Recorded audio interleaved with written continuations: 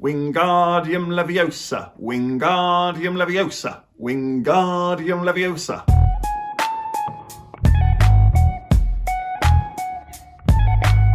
Hi everyone and welcome back to my channel. Today we are reviewing Fantastic Beasts and the Secrets of Dumbledore. Directed by David Yates and starring Eddie Redmayne, Mads Mikkelsen, Jude and Dan Fogler. Secrets of Dumbledore is the third instalment of the Fantastic Beasts franchise. It continues to tell the story of Newt Scamander as he aids Dumbledore in his fight against Grindelwald. Before we go any further though, don't forget to hit the like button, hit the subscribe button, and give us a follow on Instagram. You'll be getting access to further content, polls, tournaments, and you even get to choose what I review. And of course, we thank you if you do. I think it's important that I establish where I am with the wizarding world of Harry Potter in general. I like it, but I don't love it. There are aspects of it that I love, but I've never fully been grabbed and immersed by Harry Potter. I enjoyed it enough to go to the studios and had a great time. I would recommend it. Eagle-eyed viewers might have noticed the Sirius Black wand sitting right behind me. And if you're interested, I did take the Pottermore test and I am in fact a Slytherin.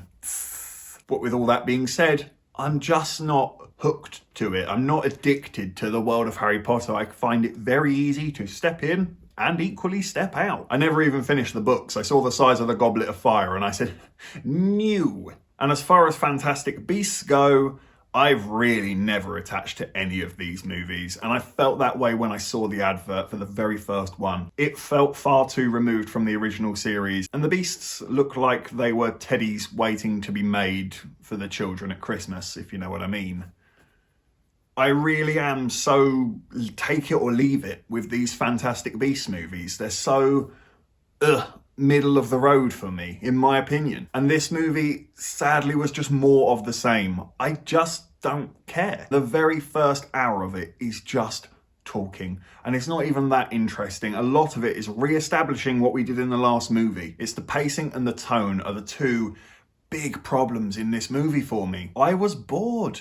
I was really, really bored through a vast majority of this film. And again, I didn't find myself being sucked into the wizarding world. I think the problem is that everything I've seen in these Fantastic Beasts haven't amazed me. There's been nothing that's made me go, wow, that's new, that's fascinating, what's that all about? I got that with the original series. There were new creatures introduced and there were weird rules about these creatures. Here, it's a baby deer. It's Bambi, basically. The original series, every single character had a character arc. They had a story. Even if you were in it for 5 minutes, you had a family lineage, a backstory to tell, and by the end of the series, you will have somehow changed in one way, shape, or form. Here, it's like, this is Melinda, she's a witch, and she's going out with that fella, so therefore she's on the good guys team. That's as deep as these puddles go in these films. It makes it really hard for me to connect and care. But this isn't all bad. I'm not going to trash this movie.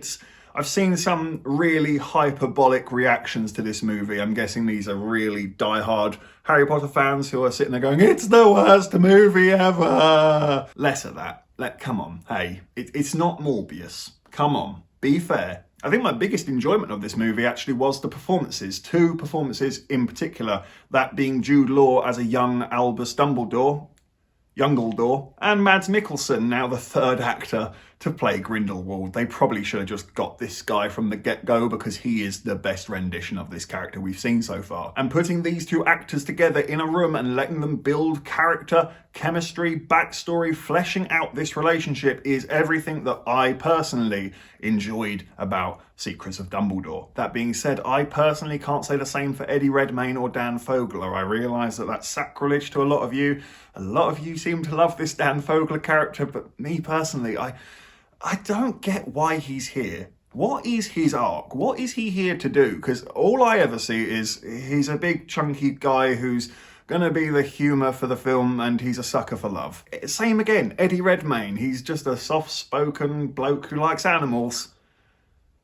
That's as deep as that puddle's gonna go. I want the conflict. I want the falling outs. I want the betrayals. Where is it? It just doesn't seem to be here in the main characters, except for Dumbledore. But heading back to the positives, this is a very chop and wavy sort of review, but I suppose that feels right for how this film goes, because it is kind of like that. It's like, oh, that sucked, but that was cool, but that sucked, but that was cool. Perfectly said for this movie. The action was great.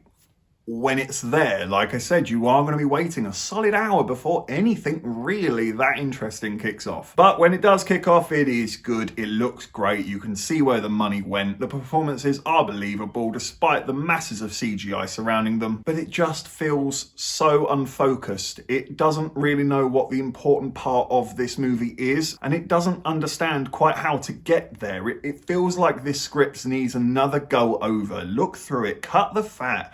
There's so much here that is going the long way around of achieving a simple goal. 10 more minutes with that script and I feel like a writer would have gone, oh, cut that out and do it this way. There we go. We've gone from A to B in 10 minutes. Because it so easily could, and yet you take a bloody hour to do it. And similar to the pacing, I also had issues with the tone. 1 minute we're establishing evil wizarding law and politics, and then the very next we're having to do silly dance routines to get past a bunch of lobsters. Like, who are we trying to please? Are we trying to please the fans? Are we trying to please the children? Are we trying to please new audiences? It feels so unfocused. I don't want to go on too long because ultimately my problems are exactly the same as the previous films.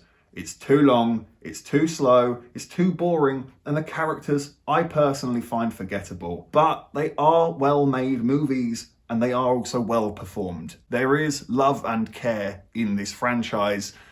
It's just not for me though. I'm going to give Fantastic Beasts and the Secrets of Dumbledore a 4 out of 10. Remember to take it with a pinch of salt. I'm not here to try and break Harry Potter hearts and tell you you're all stupid. That's not what I'm here to do. It just didn't work for me personally, and I found it frustrating that I could see the movie inside this movie, if that makes sense. If they had just edited this up, cleaned up the script, there's a good movie in here really desperately trying to get out. That's the best way I can probably put it. But the reason it scores so low is that you committed the cardinal sin of just being boring. I will sit through some god-awful stuff as long as it's entertaining.